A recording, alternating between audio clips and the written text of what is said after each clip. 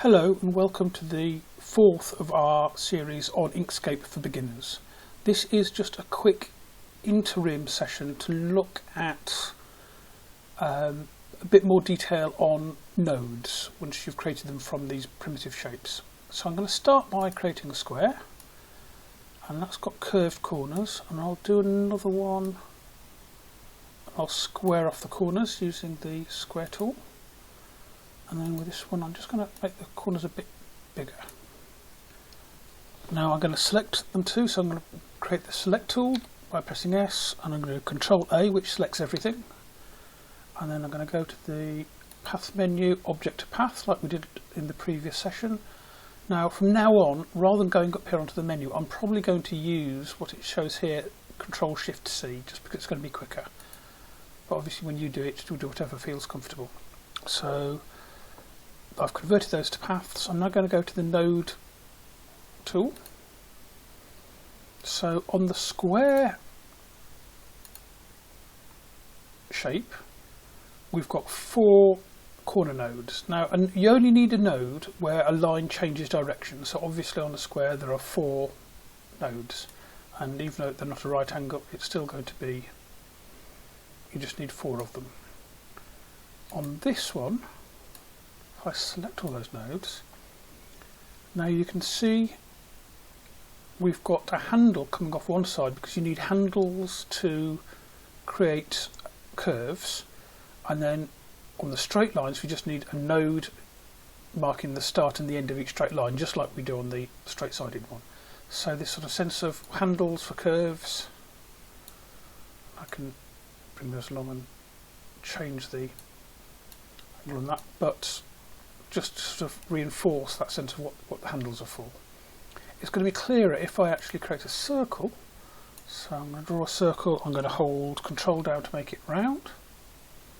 So we've got a nice big circle. I'm going to do Control Shift C to convert it into a path. And then I'm going to press N to bring in node editing. And we've got 4, in fact I'm going to do Control A now to select all those 4 nodes that we can see. So we've got 4 nodes placed north, south, east and west, and they've each of them got identical handles. So if I click away to deselect them and then just select the top one, and I'm going to drag that up, I'm going to create an egg shape. So I'm going to hold Control down to keep it vertical, and very quickly I've got quite a convincing egg.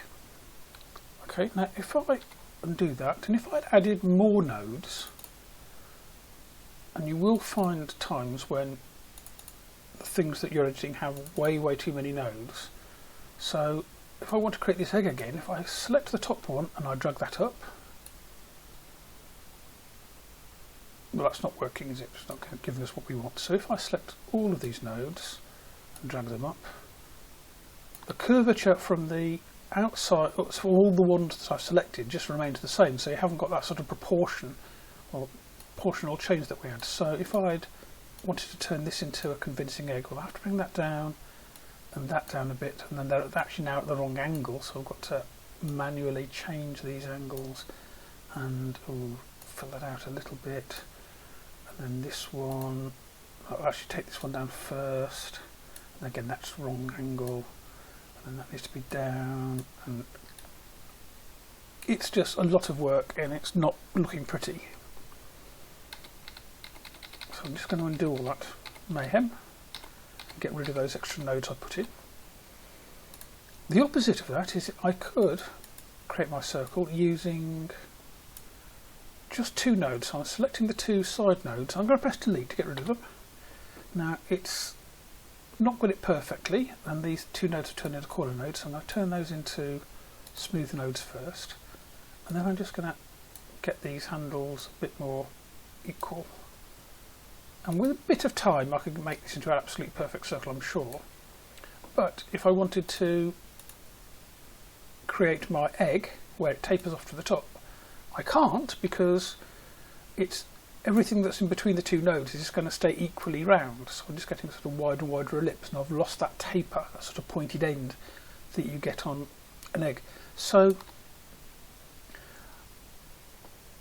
the number of nodes and the size of handles is really important, and this will come into play in the next session where we start looking at the tool where you create shapes from scratch without having to start with the primitives such as the square and circle tools, and that will be where your freedom in Inkscape begins. Okay, I'll see you in the next tutorial. Thank you for watching.